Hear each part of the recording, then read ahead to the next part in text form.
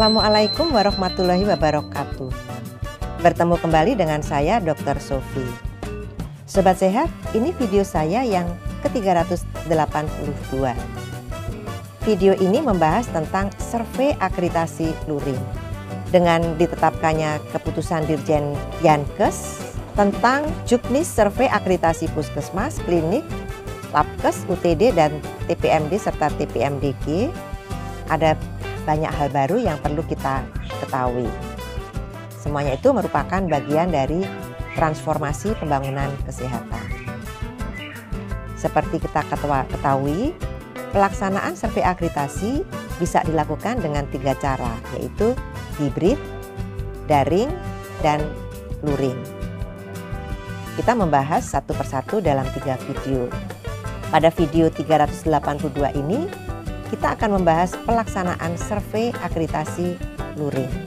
Sobat sehat, rincian jadwal kegiatan survei akreditasi puskesmas, klinik, labkes, UTD, TPMD, dan TPMDG itu meliputi persiapan acara pelaksanaan survei yang diisi dengan penjelasan kegiatan survei dan dilakukan secara daring paling lambat H-7 sebelum hari pertama survei dilaksanakan.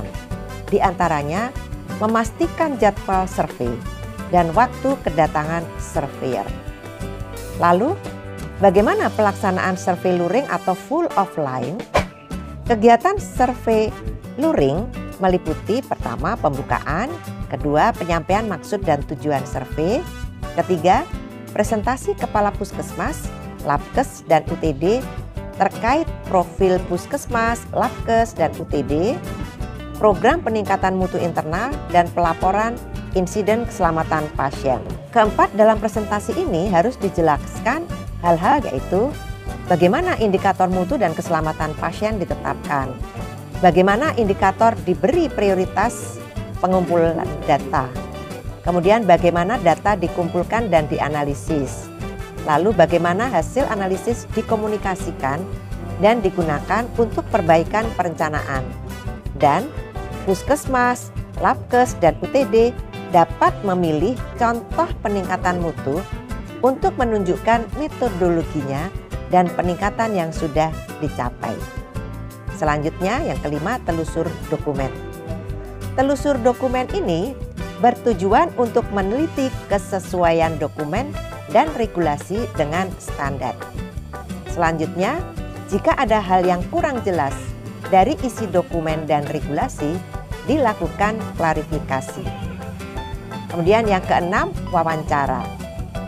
Tujuan wawancara ini untuk menggali informasi terkait kinerja minimal dari kepala, penanggung jawab, koordinator, dan pelaksana di puskesmas, labkes, dan UTD.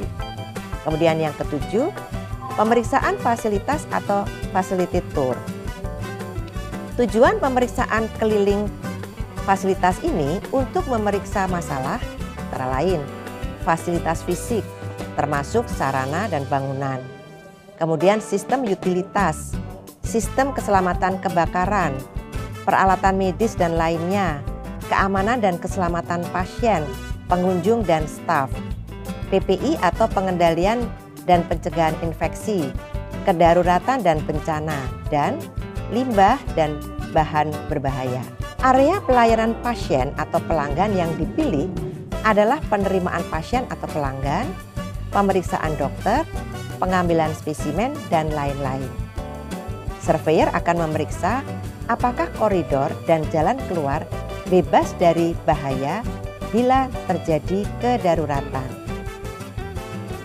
Pemeriksaan keliling ini dirancang untuk mencakup area dengan risiko tinggi dari segi keselamatan dan keamanan. Area non-pasien atau pelanggan yang dikunjungi oleh surveyor itu termasuk area sumber listrik utama dan cadangan, misalnya genset, solar set. Kemudian area gudang penyimpan barang, tempat penyimpanan B3 atau bahan berbahaya dan beracun, tempat berkumpul atau titik kumpul, tempat pembuangan limbah sementara atau TPS B3, tempat mengolah limbah baik padat maupun cair, dan lain-lain. Untuk puskesmas, pemeriksaan fasilitas dapat dilakukan juga pada jaringan dan jejaring puskesmas. Selanjutnya yang ke-8, briefing harian. Briefing harian bertujuan untuk menyampaikan proses survei yang dilakukan hari sebelumnya dan juga temuan yang dapat berpengaruh terhadap keputusan survei. Sesi ini juga bertujuan untuk memberikan kesempatan pihak puskesmas, laboratorium kesehatan, dan UTD melakukan klarifikasi atas temuan yang ada. Kemudian yang ke-9, telaah rekam medis. Sesi ini diadakan untuk memastikan kepatuhan puskesmas menyediakan pencatatan rekam medis 2 bulan, baik pada survei pertama maupun survei reakreditasi. Dan klinik menyediakan pencatatan rekam medis 3 bulan atau akreditasi pertama dan 12 bulan untuk survei reakreditasi. Selanjutnya yang ke-10, kualifikasi staf dan sesi edukasi. Tujuan dari wawancara ini untuk membahas proses rekrutmen, pengenalan, dan evaluasi dari staf puskesmas, klinik, laboratorium kesehatan, dan UTD. Sebagai tambahan, wawancara juga membahas proses yang dilakukan puskesmas, klinik, labkes, dan UTD untuk menilai kredensial dari tenaga medis, keperawatan, dan tenaga kesehatan profesional lainnya tentang kemampuan mereka memberikan layanan sesuai dengan kualifikasi mereka. Sesi ini dilakukan dengan menelaah sampel file karyawan yang terdiri atas tenaga medis, keperawatan, tenaga kesehatan lain, dan tenaga non-nakes untuk menyesuaikan dengan persyaratan yang ada di standar maupun elemen penilaian. Selanjutnya, yang ke-11, exit conference. Tujuan acara ini adalah melaporkan kepada pimpinan puskesmas, klinik, laboratorium kesehatan, dan UTD tentang hasil pelaksanaan survei. Exit conference dihadiri oleh kepala puskesmas, klinik, laboratorium kesehatan, dan UTD, kemudian pemilik puskesmas, klinik, kesehatan, dan UTD yang mewakili.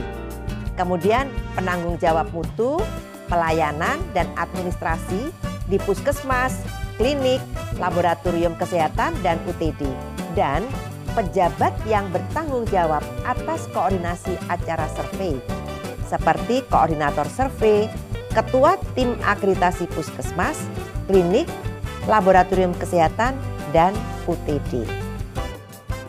Acara ini memuat 2 bagian penting, yaitu diskusi dengan pimpinan puskesmas, klinik, laboratorium kesehatan, dan UTD tentang laporan survei dan proses tindak lanjutnya. Diskusi meliputi topik, tujuan pertemuan, ringkasan temuan terkait standar, penekanan bahwa surveyor tidak membuat keputusan akhir terkait akreditasi.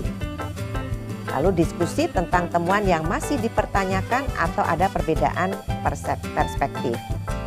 Tindak lanjut dari temuan survei seperti rekomendasi atau tindak lanjut survei, dan penyajian resmi garis besar laporan kepada pimpinan puskesmas, klinik, laboratorium kesehatan, dan UTD. Surveyor akan memberikan edukasi untuk membantu membuat rekomendasi berdasarkan temuan tidak tercapai dari laporan survei. Surveyor akan menjelaskan proses tindak lanjutnya mengenai komunikasi dengan LPA atau Lembaga Penyelenggara Akreditasi. Berikut kita lihat 3 contoh jadwal pelaksanaan survei luring. Yang pertama, jadwal pelaksanaan survei akreditasi puskesmas selama 3 hari. Kita lihat matriksnya di video.